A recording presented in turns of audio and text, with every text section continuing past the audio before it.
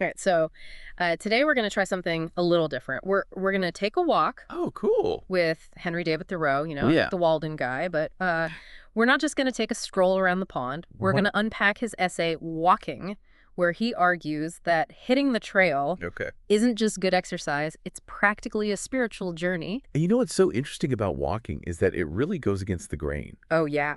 of what people thought progress was, back in the 1800s. Mhm. I mean, his central argument that in wildness is the preservation of the world. Wow. That was pretty radical for its time. Okay, so he's not just talking about a leisurely stroll in the park. Right. There's like a deeper message here about connecting with nature. Absolutely.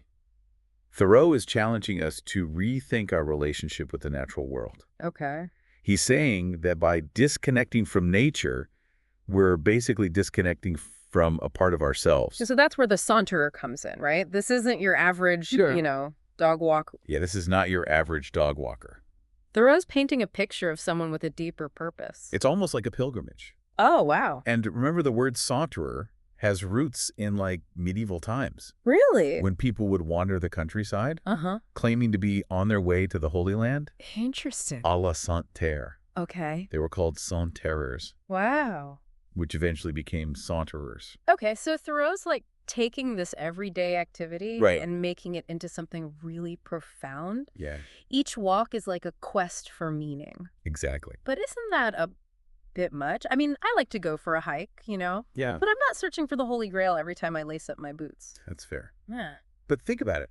How often do we walk with intention? Right. Thoreau walked for 4 hours a day. 4 hours. 4 hours. Mm. He saw it as a way to clear his head, to process thoughts, Wow. to encounter these springs of life. Mm.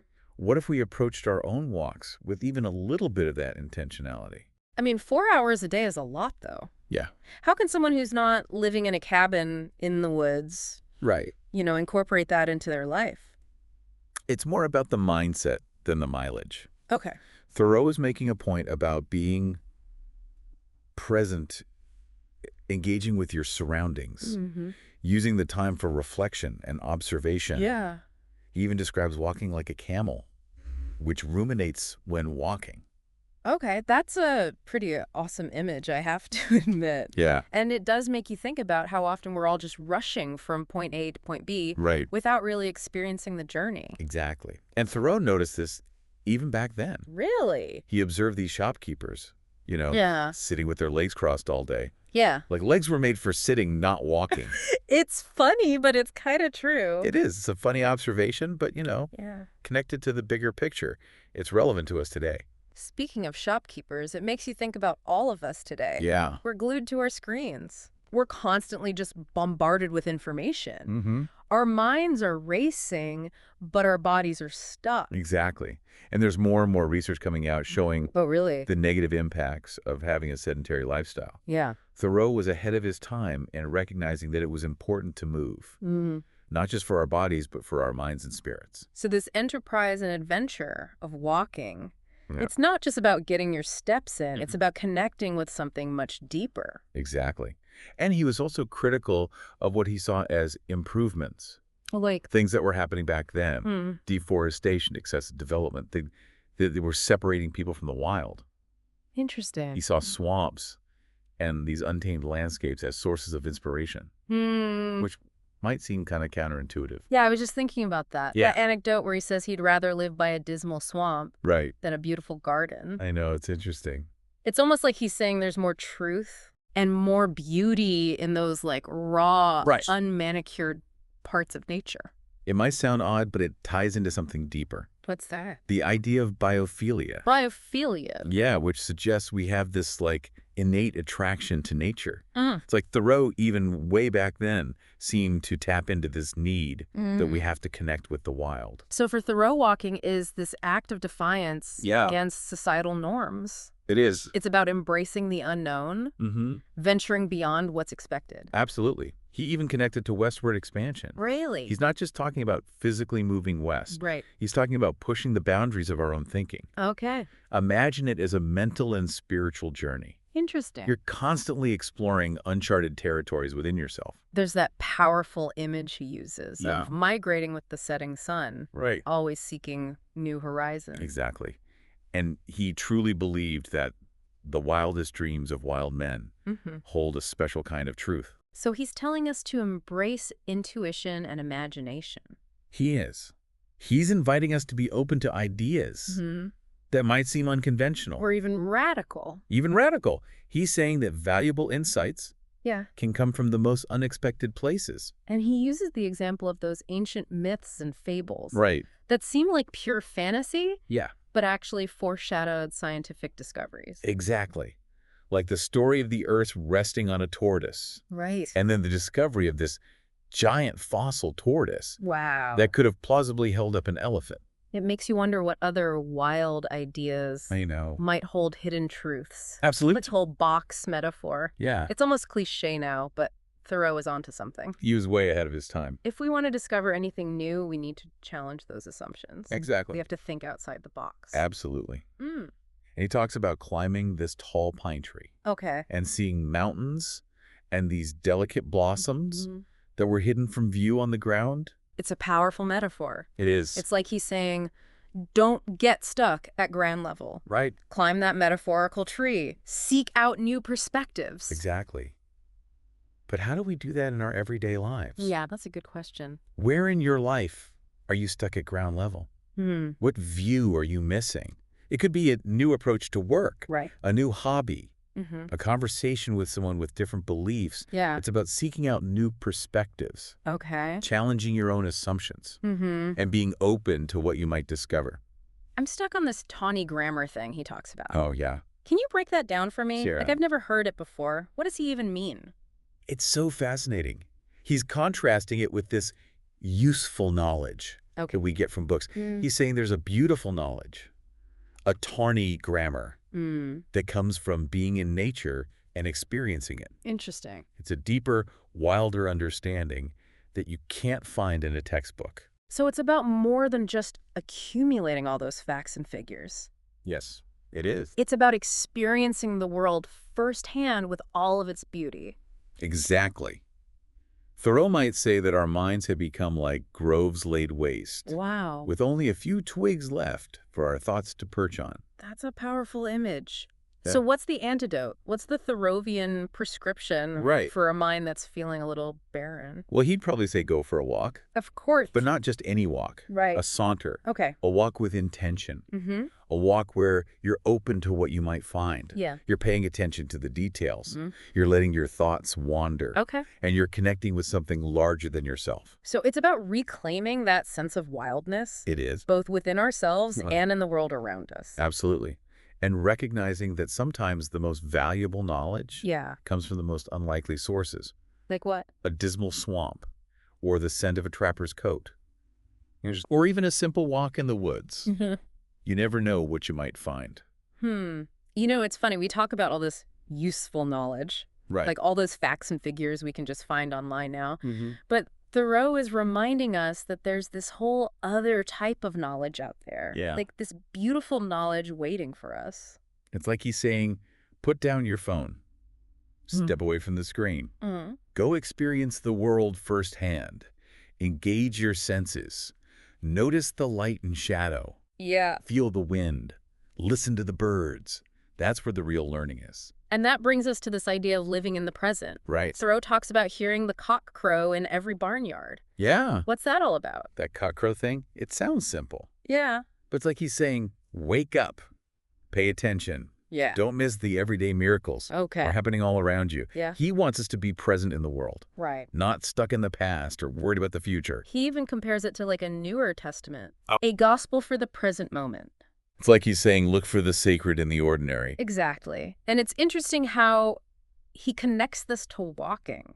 Yeah. He's not just talking about physical exercise. Right. He's advocating for like a mindful way of walking.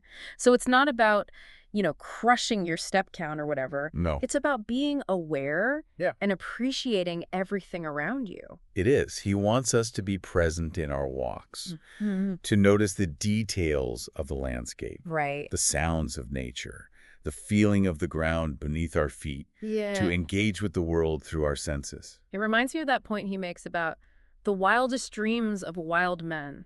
Right. Like, who else would even think to compare the scent of a trapper's coat I to know. like a wild animal? He's challenging us to change how we think about knowledge, Okay. to be open to wisdom from all kinds of places. So don't dismiss something just because it seems weird. Exactly. He even says that a tan skin Yeah. is like a sign of a life lived in harmony with nature. Right, like a badge of honor. But isn't that a bit romantic? Yeah. Not everyone can just, wander in the woods all day. Of course not. But it's more about the idea behind it.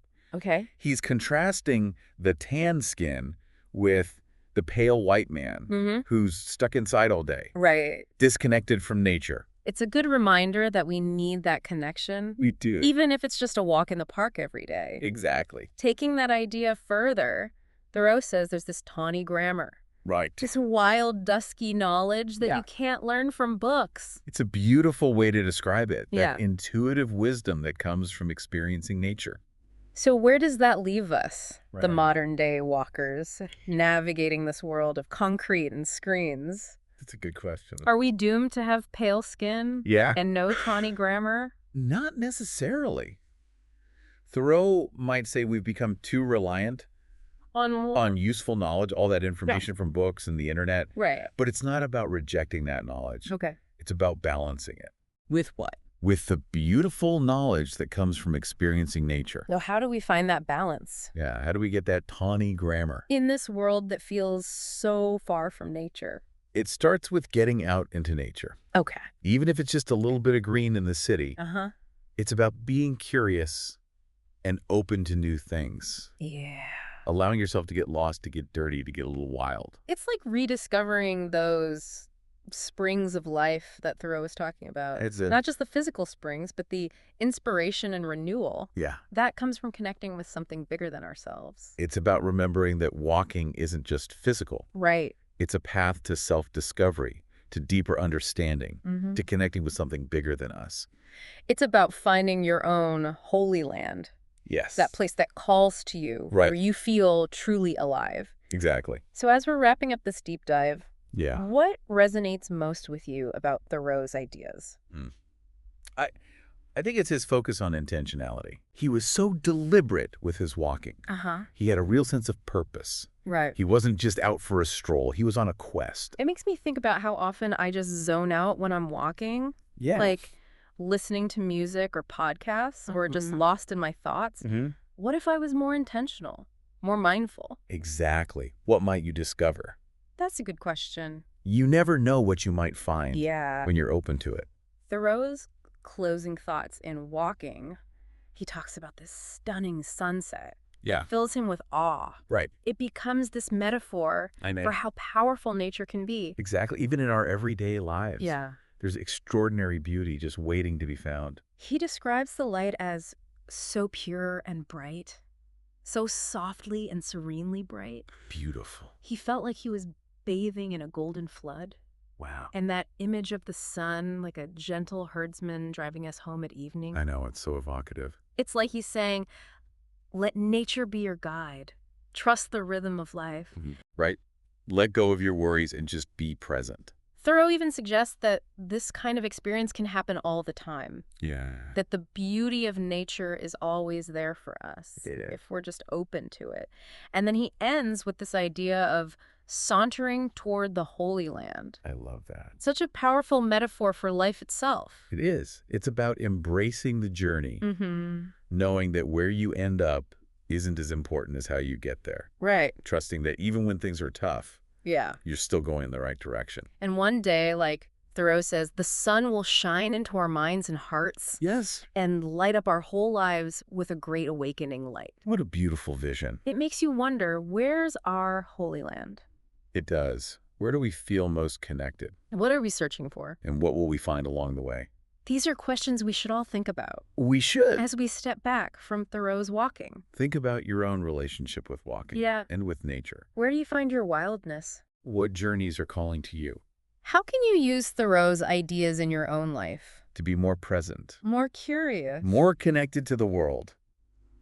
Maybe it's time to put on our boots Yeah. and go on our own Thoreauvian adventure. Who knows what we might find? You know, it's funny, we talk about walking like it's this big philosophy thing, Yeah. but it's also like he's just describing nature. He was such a good observer. Like a painter with words. Remember that part where he climbs the pine tree? Yeah. It wasn't just a view. He was noticing everything. Uh-huh. The blossoms, the bark, how the wind blew. Makes me think about how I walk through nature and don't really see it.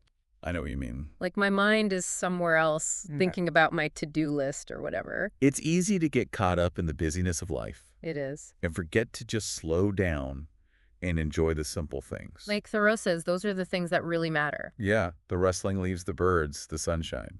And he wasn't just watching nature. Nah. He was like getting in there. Remember when he talks about the swamp? The mud squishing between his toes. He wasn't afraid to get dirty.